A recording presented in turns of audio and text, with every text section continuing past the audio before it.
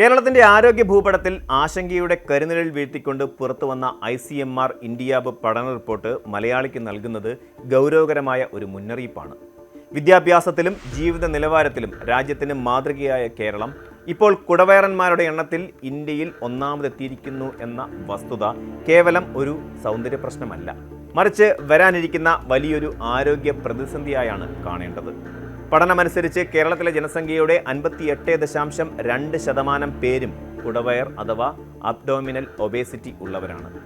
പണ്ടുകാലത്ത് കുടവയർ എന്നത് ഐശ്വര്യത്തിൻ്റെയും സാമ്പത്തിക ഭദ്രതയുടെയും അടയാളമായി മലയാളി കണ്ടിരുന്നുവെങ്കിൽ ഇന്നത് മരണത്തിലേക്കുള്ള ദൂരം കുറയ്ക്കുന്ന ഒരു മെറ്റബോളിക് ബോംബായി മാറിയിരിക്കുകയാണ്. എന്താണ് യഥാർത്ഥത്തിൽ ഈ റിപ്പോർട്ട് നമ്മോട് പറയുന്നത് എന്ന് വിശദമായി പരിശോധിക്കേണ്ടതുണ്ട്. ഇന്ത്യയിലെ വിവിധ സംസ്ഥാനങ്ങളിൽ നടത്തിയ ഈ ബൃഹത്തായ പഠനത്തിൽ പഞ്ചാബിനെയും ഹരിയാനയെയും പിന്നിലാക്കിയാണ് കേരളം ഈ അനാരോഗ്യ കിരീടം ചൂടിയിരിക്കുന്നത്. ഇത് സൂചിപ്പിക്കുന്നത് കേരളത്തിലെ പകുതിയിലധികം മുതിർന്നവർക്കും അവരുടെ ശാരീരിക ഘടനയ്ക്ക് അനുയോജ്യമായതിനേക്കാൾ കൂടുതൽ കൊഴുപ്പ് വയറിന് ചുറ്റും അടിഞ്ഞുകൂടിയിട്ടുണ്ട് എന്നാണ്. സാധാരണയായി ബോഡി മാസ് ഇൻഡെക്സ് നോക്കിയാണ് ഒരാൾ അമിതഭാരമുള്ളവനാണോ എന്ന് തീരുമാനിക്കുന്നത്. എന്നാൽ BMI സാധാരണ നിലയിൽ ഉള്ളവർക്ക് പോലും കുടവയറുണ്ടാകാം എന്നതാണ് ഇതിലെ അപകടകരമായ വശം. ഇതിനെയാണ് മെഡിക്കൽ ലോകം തിൻ ഫാറ്റ് ഇൻഡിക്കേറ്റർ എന്ന് വിളിക്കുന്നത്. അതായത് കൈകാലുകൾ മെലിഞ്ഞിരുന്നാലും വയറ്റിൽ കൊഴുപ്പ് അടിഞ്ഞുകൂടുന്നത് ആന്തരിക അവയവങ്ങളുടെ പ്രവർത്തനത്തെ സാരമായി ബാധിക്കും. വയറിന് ചുറ്റും കാണപ്പെടുന്ന ഈ കൊഴുപ്പ് വെറും തൊലിക്കടിയിലുള്ള കൊഴുപ്പല്ല, മറിച്ച് അത് ആന്തരിക അവയവങ്ങളെ പൊതിഞ്ഞു നിർത്തുന്ന വിസറൽ ഫാറ്റ് കൂടിയാണ്. നമ്മുടെ കരൾ, പാൻക്രിയാസ്, കുടൽ എന്നിവയ്ക്ക് ചുറ്റും ഈ കൊഴുപ്പ് അടിഞ്ഞുകൂടുമ്പോൾ അത് ശരീരത്തിലെ ഉപാപചയ പ്രവർത്തനങ്ങളെ താറുമാറാകുന്നു. അതിൻ്റെ ആദ്യഘട്ടമെന്ന നിലയിലാണ് ഫാറ്റി ലിവർ എന്ന അവസ്ഥയുണ്ടാകുന്നത്. കരളിൻ്റെ പ്രവർത്തനക്ഷമത കുറയുന്നതോടെ ഇൻസുലിൻ പ്രതിരോധം വർദ്ധിക്കുകയും ഇത് ടൈപ്പ് 2 പ്രമേഹത്തിലേക്ക് വഴിമാറുകയും ചെയ്യുന്നു. രക്തത്തിലെ പഞ്ചസാരയുടെ അളവ് നിയന്ത്രിക്കാൻ ശരീരം കൂടുതൽ ഇൻസുലിൻ ഉൽപ്പാദിപ്പിക്കേണ്ടി വരുന്നതോടെ ഹോർമോൺ അസന്തുലിതാവസ്ഥ രൂപപ്പെടുന്നു. ഇത് രക്തസമ്മർദ്ദം വർദ്ധിപ്പിക്കാനും ഒടുവിൽ ഹൃദയാഘാതം, പക്ഷാഘാതം തുടങ്ങിയ മാരകമായ അവസ്ഥയിലേക്ക് നയിക്കാനും കാരണമാകുന്നു.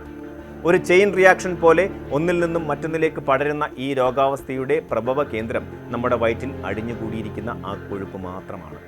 എന്തുകൊണ്ടാണ് മലയാളി ഇത്രയേറെ കുടവയറിലേക്ക് വഴുതി വീണത് എന്ന ചോദ്യത്തിന് ഉത്തരമായി പ്രധാനമായും 3 ഘടകങ്ങളാണ് വിദഗ്ധർ ചൂണ്ടിക്കാണിക്കുന്നത്.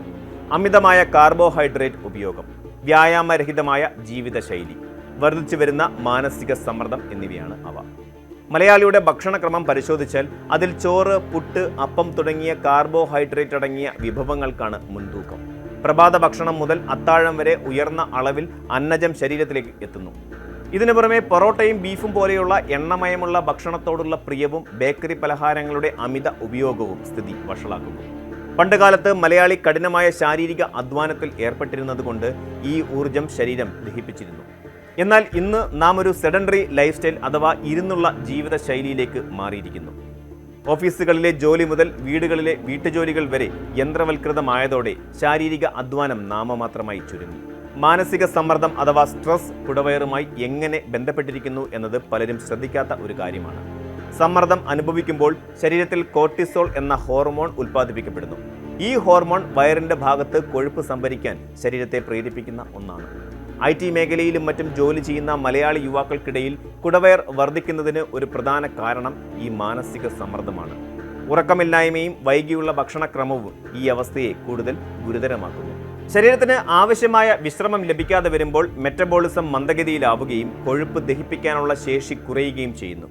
കുടവയർ എന്ന അവസ്ഥയെ വെറുമൊരു ശാരീരിക വൈകല്യമായോ അല്ലെങ്കിൽ പ്രായമാകുമ്പോൾ സ്വാഭാവികമായി ഉണ്ടാകുന്ന ഒന്നായോ കണ്ട് അവഗണിക്കുന്നത് വലിയ വിഡ്ഢിത്തമാണ്.